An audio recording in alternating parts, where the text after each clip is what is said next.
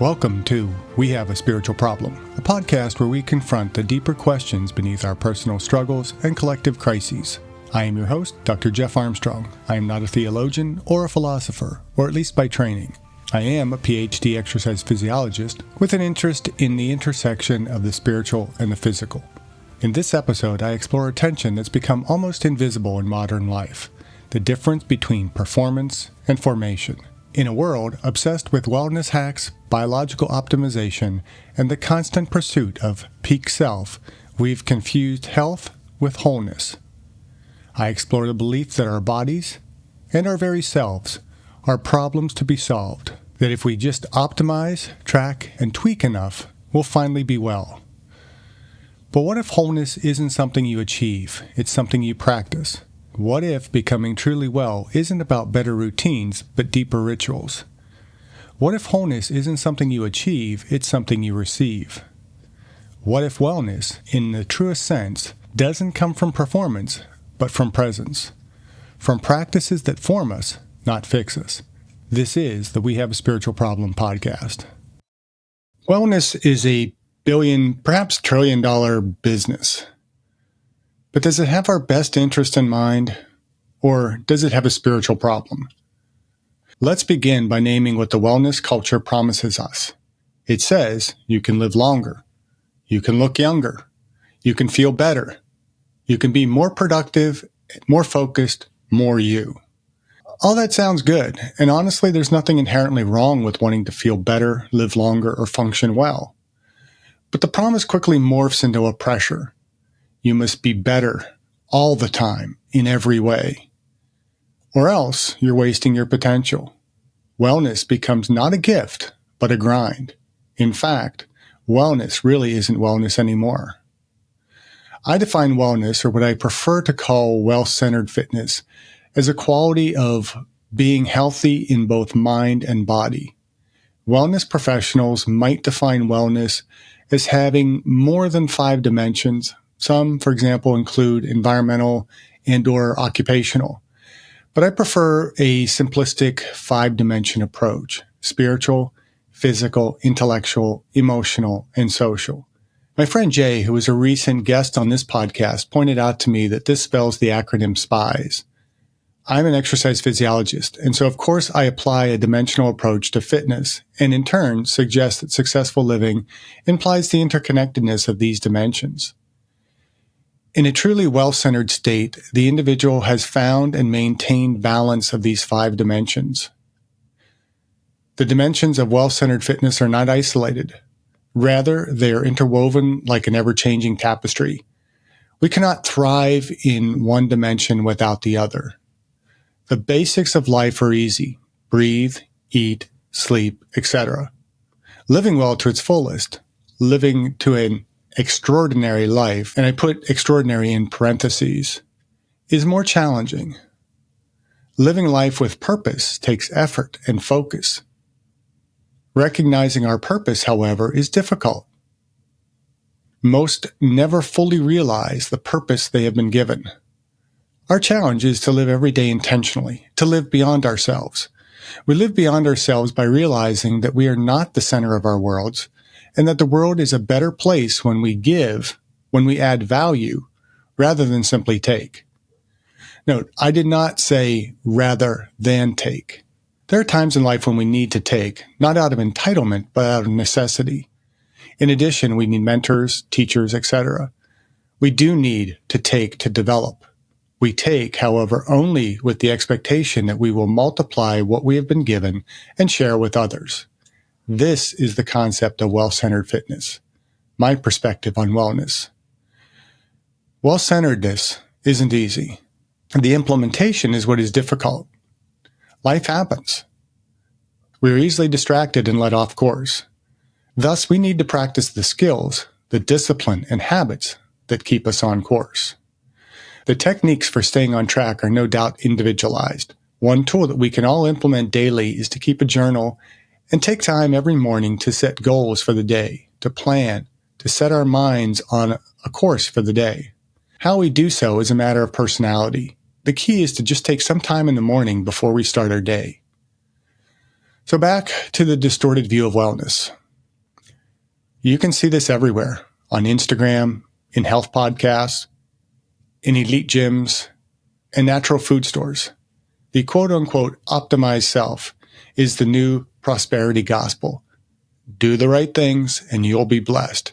Eat clean, sleep well, meditate, hydrate, exercise, supplement, biohack, and you'll be saved. It's a form of spiritual bypassing dressed in athletic wear. And it hides the reality that the pursuit of wellness often leaves us feeling more fragmented, more anxious, and more alone. To understand why, we need to talk about the commodification of the body. In other words, how your body has been turned into a product. Modern capitalism thrives on making you feel slightly broken, because then it can sell you something to fix it. The wellness culture has learned this well. It's a multi-trillion-dollar industry built on convincing you that your health is not your birthright, but your burden. That you must earn wholeness by consuming the right products, programs, and protocols. Wearable tech doesn't just monitor your health, it monetizes your data. Skincare regimens don't just promise vitality, they prey on insecurity. Even yoga, an ancient spiritual discipline of breath, surrender, and embodiment, has been refashioned into a performance-based aesthetic.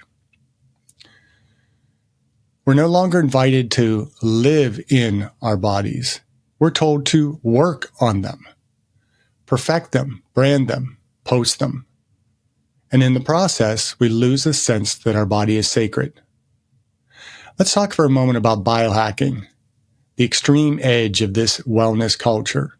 Think cryotherapy, nootropic stacks, fasting regimens, sleep pods, neurostimulation, DNA testing, epigenetics. Think Brian Johnson and his Blueprint protocol. At its best, biohacking is a curiosity. It's experimental, inquisitive, and sometimes innovative. But at its worst, it becomes a fantasy of control. The belief that we can outsmart aging, mortality, and vulnerability through sheer optimization. People like Brian Johnson, who spend millions a year trying to reverse biological age, are cultural icons, not because they're wise, but because they seem to have conquered the ultimate fear, decline. Or at least they have deluded us into believing so. But let's pause here. Why are we so afraid of decline, of aging, of limits? Because we've been trained to see those things are not part of the human condition, but as failures, as evidence that we are not doing wellness right. But here's the spiritual problem. Control is not the path to peace. It's an illusion that keeps us disconnected from grace. This shift matters deeply because formation is about letting life shape you rather than you constantly trying to shape life. The best traditions of formation, monasticism, mindfulness, indigenous wisdom, contemplative Christianity, aren't centered around improvement. They're centered around presence. They teach you to abide, to surrender, to integrate. You're not a project to be completed. You're a person to be encountered. Let's name 3 tensions where wellness culture collides with the deeper spiritual work of formation. First is productivity versus presence. Wellness is often sold as a way to do more. Meditation becomes a focus tool. Fasting becomes a cognitive edge. Rest becomes active recovery. But presence has no goal other than being. The moment you try to use presence as a strategy for productivity, you lose it. Spiritual presence says, stop, breathe, you are already enough. Wellness culture says, keep going, improve, you're not quite there. Second is image versus embodiment. Instagram wellness is all about how your body looks. Real embodiment is about how your body feels and how you live in it. Wellness tells you, fix your flaws. Embodiment invites you to feel your pain. Wellness hides your limits. Embodiment honors them. Third is routine versus ritual. Wellness routines are built around efficiency and habit stacking. And mind you, these have their place. Spiritual rituals are about intention and encounter. Now, there's nothing wrong with brushing your teeth or doing 10 push-ups in the morning. But formation asks, do your habits shape your soul or just your schedule? Ritual is slow. It's sacred. It's often unseen. And it forms us not just into better versions of ourselves, but into people who can hold paradox, mystery, and grace. Let me be honest. I do try to do all the right things. I try to eat a healthy diet. I'm meticulous about trying to sleep well and master sleep hygiene. I train regularly. I try to journal daily. I want to look well as much as I want to be well. I have another podcast, the Aging Well podcast. It is easy to get caught up in the distorted sense of wellness. All this effort, and I still face periods when I am deeply lonely, times when I am spiritually dry, emotionally fatigued. Because even when the body is being cared for, the soul can be ignored. And here's what I've learned. You cannot eat, sleep, or supplement your way to wholeness. Wholeness comes from integration. When your body, your soul, your relationships, your environment, and your spirit are not at war with each other. That kind of integration requires something deeper than wellness. It requires formation. Let's not pretend spiritual traditions haven't been here before. Early monastics practiced fasting not to get shredded, but to cultivate dependence on grace. Buddhists walk barefoot, not to track steps, but to awaken mindfulness.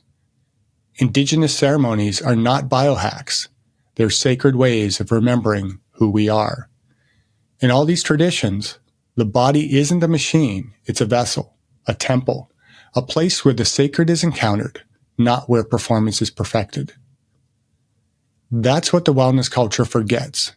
It forgets that we're more than algorithms. We're more than routines. We're more than the sum of our behaviors.